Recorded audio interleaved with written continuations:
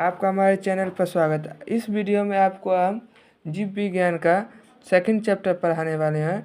Second chapter का नाम है शोषण। शोषण को इंग्लिश में रिस्पिरेशन कहते हैं। आपको हम इसमें अति लघुत्तरीय कंप्लीट करने वाले हैं, तो आप हमारे चैनल पर बने रहिएगा। तो चलिए अब हम शुरू करते हैं। पहला क्वेश्चन देखिए क्या लिखा है। ऑक्सीकरण की अनुपस्थिति में ग्लूकोज के ऑक्सीकरण को क्या कहते हैं? ऑक्सीजन की अनुपस्थिति में ग्लूकोज के ऑक्सीकरण को अवायवीय शोषण कहते हैं। क्या कहते हैं? अवायवीय शोषण। हम इसे कॉपी में बना देते हैं, अब चेक करते रहिए। पहला क्वेश्चन था ऑक्सीजन की अनुपस्थिति में ग्लूकोज के ऑक्सीकरण को हम अवायवीय शोषण कहते हैं। अवायवीय शोषण।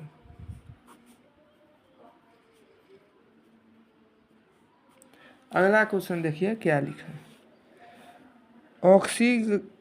ऑक्सीजन की उपस्थिति में ग्लूकोज के ऑक्सीकरण को क्या कहते हैं? इसमें अनुपस्थिति में अवायवीय शोषण, इसमें बोला उपस्थिति में।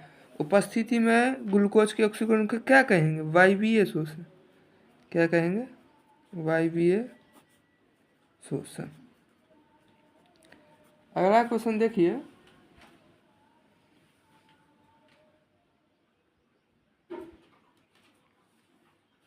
जैव कोशिकाओं में रासायनिक ऊर्जा का सार्वजनिक वाहक क्या कहलाता है? एटीपी। क्या कहलाता है? एटीपी। एटीपी कहलाता है। जैव कोशिकाओं में रासायनिक ऊर्जा का सार्वजनिक वाहक एटीपी कहलाता है। कोशिका ईंधन किसे कहते हैं? आप चैप्टर पढ़िएगा तो उसमें भी है। कोशिका ईंधन जो है सो ग्लूकोज को ही कहा जाता है। किसको? ग्लूकोज को कोशिका ईंधन कहा जाता है। अब हम ले चलते हैं अगला क्वेश्चन पर। अगला क्वेश्चन देखिए क्या लिखा है। संपूर्ण शोषण क्रिया के दो प्रमुख चरणों के नाम। संपूर्ण शोषण क्रिया के दो चरण। तो शोषण क्रिया के दो चरण होते हैं। पहला क्या होता है? अवायवीय शोषण। अवायवीय शोषण। दूसरा होता है वायवीय शोषण। ठीक है। अगला क्वेश्चन देखिए क्या लिखा है। शोषण जीवों के लिए क्यों आवश्यक है? ठीक है। शोषण यानी सांस लेना, तो जीवों के लिए क्यों आवश्यक है? जीवों में जीवन जीने के लिए।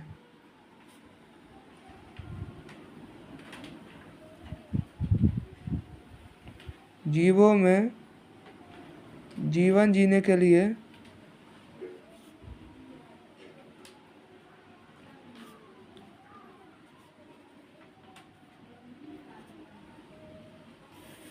जीवों में जीवन जीने के लिए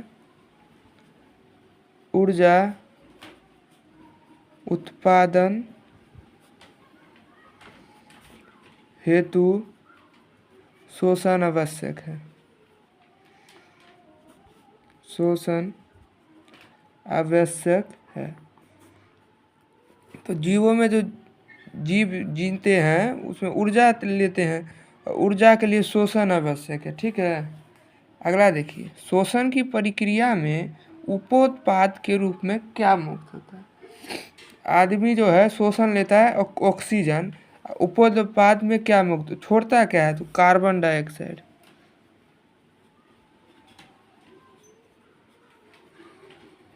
कार्बन डाइऑक्साइड तथा जल। ठीक है। अगला देखिए क्वेश्चन क्या लिखा है।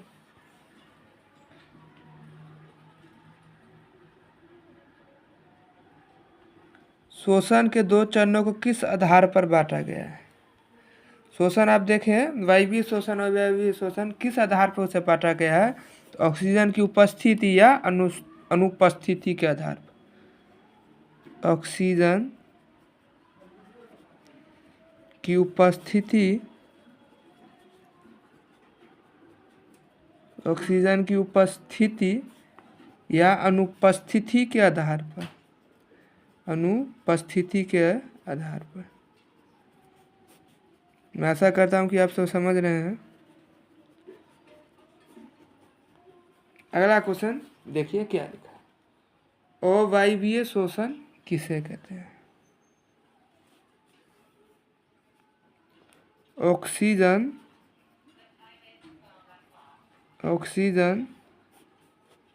की अनुपस्थिति, ऑक्सीजन की अनुपस्थिति में होने वाली शोषण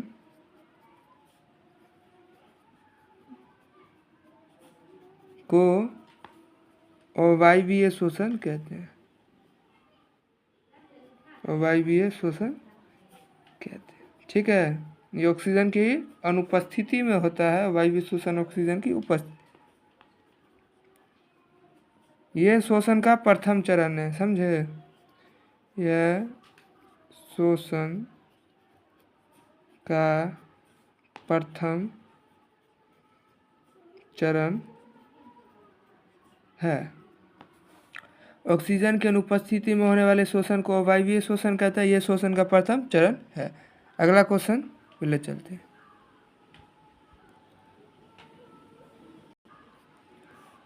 अगला क्वेश्चन पे ले चलते हैं। आपको लिखा है क्या है, वायवीय शोषण की क्रिया किस स्थिति में आरंभ होती है? वायवीय शोषण किसे कहते हैं? ऑक्सीजन की उपस्थिति में शोषण हो, ठीक है।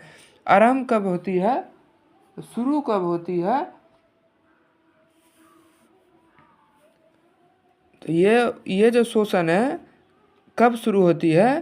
तो ऑक्सीजन की उपस्थिति में, ऑक्सीजन की उपस्थिति में।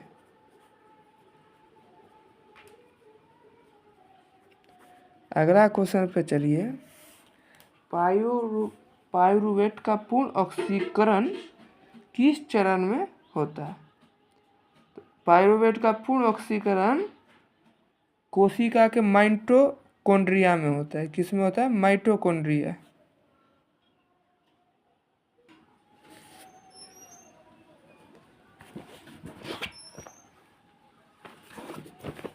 तो क्वेश्चन की बात कर रहे थे, पाइरूवेट का पूर्ण ऑक्सीकरण किस चरण में होता है। अब हम किताब में भी दिखाते हैं, पेज नंबर 15 निकालिए और आप यहाँ पर देख सकते हैं वायवीय शोषण लिखा है।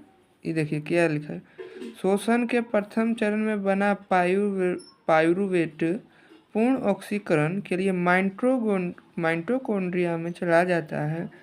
यानी पाइरूवेट का पूर्ण ऑक्सीकरण किस चरण में होता है? तो पाइरूवेट का पूर्ण ऑक्सीकरण, पाइरूवेट का पूर्ण ऑक्सीकरण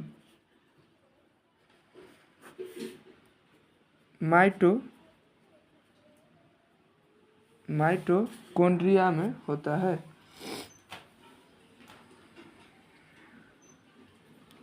माइटोकॉन्ड्रिया में होता है। देख सकते हैं ये पेज नंबर जो है तो 15 में लिखा है यहाँ पर, पाइरूवेट पूर्ण ऑक्सीकरण के लिए माइटोकॉन्ड्रिया में चला जाता है। अगला क्वेश्चन पे आपको ले चलते हैं हम।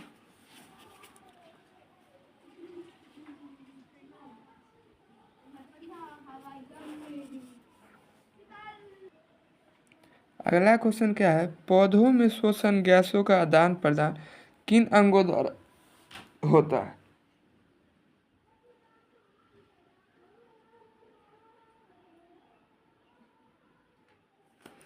तो पौधों में श्वसन का जो गैसों का आदान प्रदान होता है रंध्रों द्वारा। अब रंध्रों किसे कहते हैं?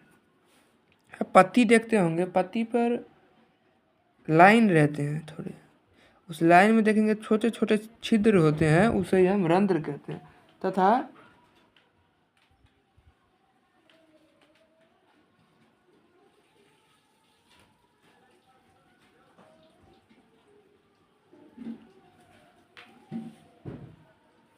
रंध्रों द्वारा एक हो गया। दूसरा जो है तना, तनों के कड़ी त्वचा पर स्थित वातरंध्र। ठीक है, रंध्रों द्वारा जो पत्ती पे होते हैं, और तना मतलब उस पर जो है वातरंध्र रहते हैं स्थित। ठीक है, और अंतर कोशिका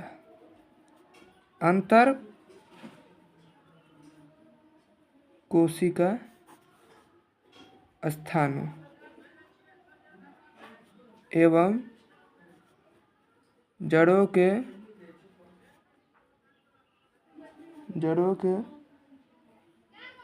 मूल रोमों द्वारा। ठीक है, अगला क्वेश्चन पे आपको हम ले चलते हैं। लिखा है पौधों में गैसों का विनिमय मतलब आदान प्रदान किस क्रिया से होता है। पौधों में जो गैस का विनिमय होता है किस, जैसे मनुष्य में गैसों का आदान प्रदान श्वासोच्छ्वास कहलाता है, सांस लेना और छोड़ना। लेकिन पौधों में गैसों का विनिमय मतलब आदान प्रदान किस क्रिया, तो विसरण क्रिया द्वारा होता है। किस क्रिया द्वारा होता है? विसरण क्रिया द्वारा। पौधों में श्वसन गैसों का आदान प्रदान विसरण क्रिया द्वारा होता है। अगला क्वेश्चन देखिए, अमीबा तथा पैरामीशियम में श्वसन शरीर की कौन सी संरचना के माध्यम से होता है? अमीबा तथा पैरामीशियम में श्वसन शरीर की कौन सी संरचना के माध्यम से होता है? तो कोशिका झिल्ली के माध्यम से।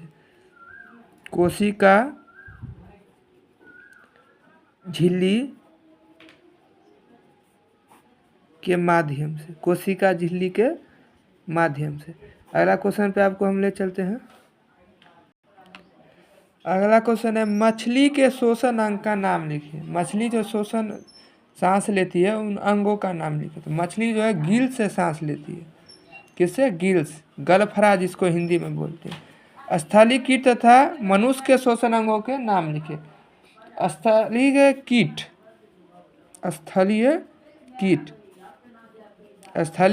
और मनुष्य, ठीक है, इनके श्वसन अंगों के नाम। स्थलीय कीट के जो श्वसन अंग है श्वासरंध्र है,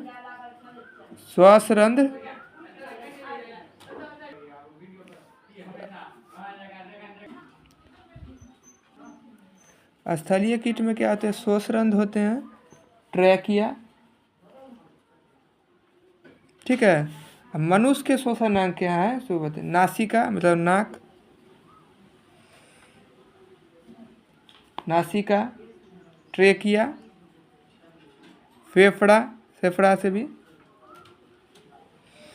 इत्यादि। ठीक है, स्थलीय कीट में पाए जाने वाले श्वसन का प्रकार क्या कहलाता है? वायवीय श्वसन। स्थलीय कीट का जो है श्वसन उसमें जो पाया जाता है वायवीय श्वसन। ठीक है,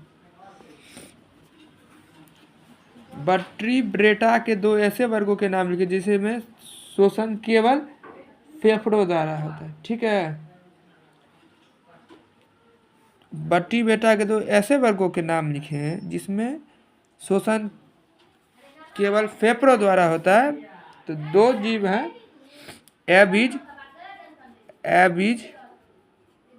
एबीज तथा मेमेलिया। एबीज तथा मेमेलिया जो है वर्टिब्रेटा के दो ऐसे वर्ग हैं जिसमें फेफड़ों द्वारा श्वसन होता है। ठीक है, मनुष्य में श्वसन क्रिया में प्रयुक्त संपूर्ण अंगों के नाम लिखे। ठीक है, अगला क्वेश्चन है मनुष्य में श्वसन क्रिया में प्रयुक्त संपूर्ण अंगों। मनुष्य में जो श्वसन होता है उनमें सभी अंगों का नाम लिखने के लिए बोल रहे हैं। तो देखिए, सबसे पहले नासिका छिद्र। ठीक है, नासिका छिद्र, स्वर यंत्र, श्वास नली, ट्रेकिया तथा फेफड़ा इत्यादि।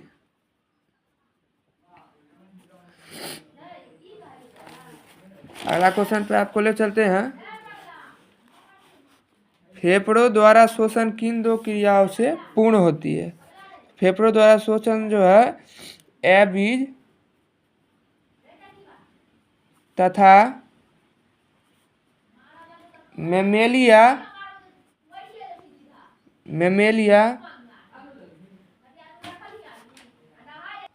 फेफड़ों द्वारा शोषण एबीज तथा मेमेलिया क्रिया द्वारा पूर्ण होती है। एबीज तथा मेमेलिया, ठीक है। पचे हुए भोज्य पदार्थ से ऊर्जा का उत्पादन किस क्रिया द्वारा होता है? ऑक्सीकरण। भोजन पचता है, ऑक्सीकरण है, तो ऑक्सीकरण के द्वारा। रसायन में भी है, रसायन विज्ञान में भी। नहीं देखे होंगे तो हमारे लिंक पर जाके देख सकते हैं चैनल पर। यीस्ट में पाइरूवेट से इथेनॉल किस क्रिया द्वारा बनता है? ठीक है,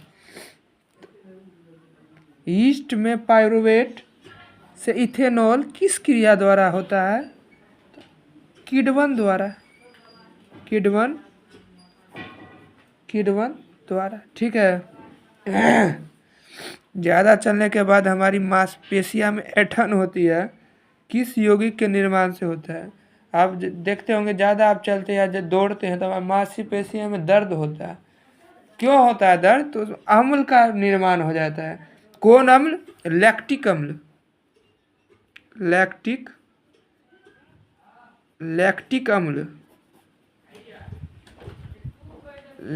अम्ल का निर्माण हो जाता है। लैक्टिक अम्ल का निर्माण हो जाता है। अगला क्वेश्चन देखिए।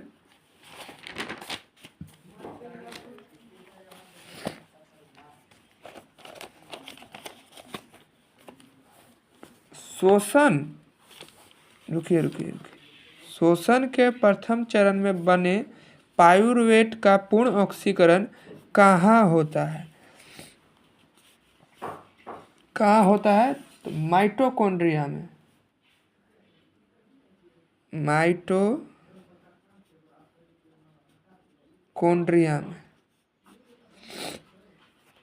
ग्रसनी कंठ द्वार के नीचे कहाँ खुलती है? ग्रसनी जो होती है कहाँ खुलती है? स्वर यंत्र या लैरिक्स में।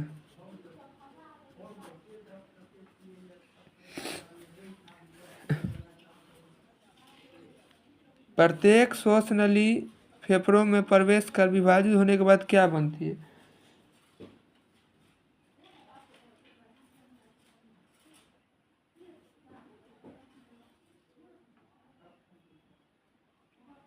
प्रत्येक श्वसनी फेफड़ों में प्रवेश कर विभाजित होने के बाद यानी बट जाती है तो क्या बनाती है?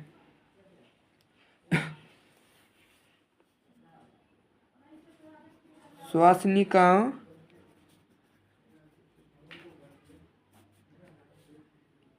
या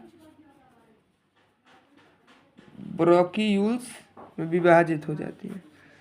श्वासनिकाओं या ब्रोंकियूल्स में विभाजित हो जाती है, ठीक है।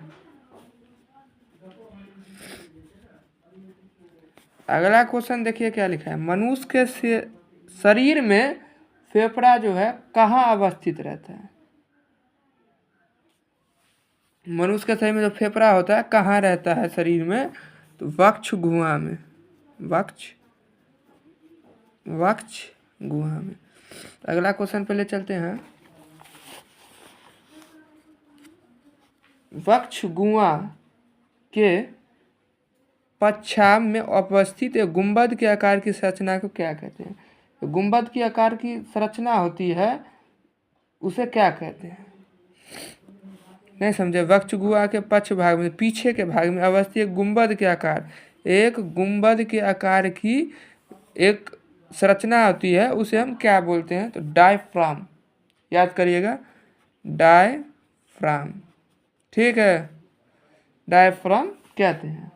अगला क्वेश्चन, हीमोग्लोबिन कहाँ अवस्थित रहता है? तो आपको हम बता दें, हीमोग्लोबिन जो है खून में रहता है। ठीक है, खून में हीमोग्लोबिन रहता है, जिसके कारण खून जो है लाल रहता है। खून लाल क्यों रहता है? हीमोग्लोबिन के रहने के कारण, क्योंकि खून में हीमोग्लोबिन रहता है।